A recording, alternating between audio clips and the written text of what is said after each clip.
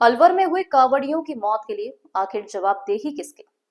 क्या बिजली विभाग के दोषी अधिकारियों और कर्मचारियों का निलंबन ही काफी या बर्खास्तगी सही सजा?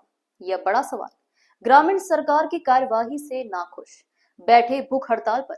मृतकों को नौकरी और 50 लाख का मुआवजा देने की उठाई मांग। बिजली महकमे की लापरवाही से मृतकों और घायलों के परिवारों को जीवन भर नहीं भूलेगी।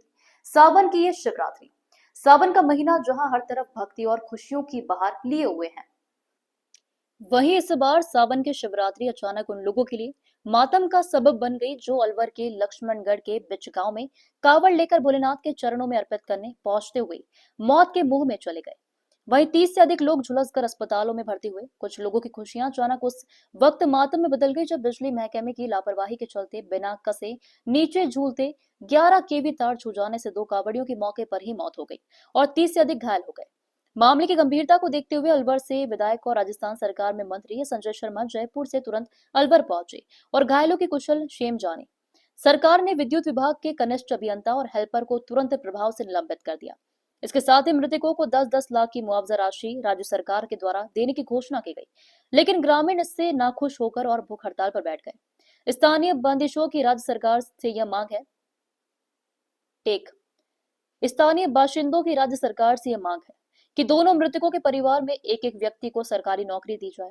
वहीं मुआवजे की रकम बढ़ाकर 50-50 लाख की जाए। साथ ही घायलों को 5-5 लाख रुपए का मुआवजा दिया जाए। बहरहाल अपनी मांगों को लेकर स्थानीय ग्रामीण लगातार भूख हड़ताल पर बैठे हैं और सरकार से अपनी मांगे मनवाने की बात कह रहे हैं। देखिए, आज हमारे भूख हड़ताल को तीसरा दिन है और हमने सिर्फ पानी के कुछ भी नहीं पिया। बहुत बारी बड़ी रिक्वेस्ट करके चाय लेके आते हैं, लेकिन विनम्रता पूर्वक मैंने सबसे मना कर देता हूँ, भाई हमें चाय नहीं पी सकते, भूख हड़ताल पे हैं, चाहे हम मर जाएं, लेकिन जब तक हमारी न्यायिक मांग जो पूरी नहीं होंगी हम धरने से नहीं हटेंगे। और मैं ये कहना चाह रहा हूँ कि बाबा जो है गंगा जी नहीं जा पाए, क्योंकि धरने में भूख हड़ताल करके गंगा जी नहीं जा पाए और इस वजह से इन्होंने अपने हिस्से के जो अस्थि विसर्जन का, अपना बच्चे के अस्थि के विसर्जन का था, वो यहाँ पे इन्होंने रखी हुई है कि जब मेरी मांग पूरी होंगी उसके बाद मैं समय निकाल के जैसे तब ये गंगा जी जाएंगे। एक बार उनसे बात करें। साहब मैंने अस्थि इसके लिए रखी, आपने मेरी मांग पूरी हो जाएगी और जोर से और तभी आप जाएंगे गंगा जी, है ना, तब जाके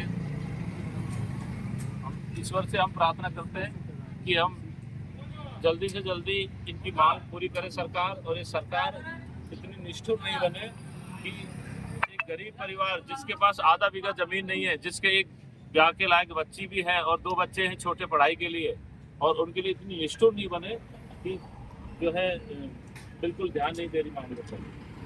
मैंने इस संदर्भ में एसडीएम से बात की सुबह कि हमारी स्वास्थ्य की जांच कराई जाए, उनकी टीम आए, देखे कि भाई क्या खाया है क्या नहीं पिया, कि कहीं कोई ढोंग ही कर रहे हो। ऐसा भी होता है, कुछ लोग ऐसे ही मिलेंगे जो कुछ भी कह सकते हैं, लेकिन हम कहता हूँ मैं एसडीएम को और प्रशासन को कि आके हमारे स्वास्थ्य की जांच कराई जाए कि हमने कब का खाया है, क्या खाया है, कैसे खाया है कि नहीं खाया है।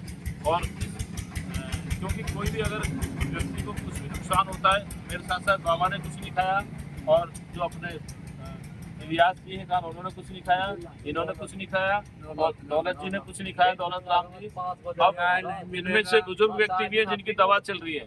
अगर कुछ भी हमें आन जोग होती है उसकी जिम्मेदारी प्रशासन की होगी। हम शांतिपूर्ण संवैधानिक न्यायिक मांग के लिए यहाँ अड़े हुए हैं।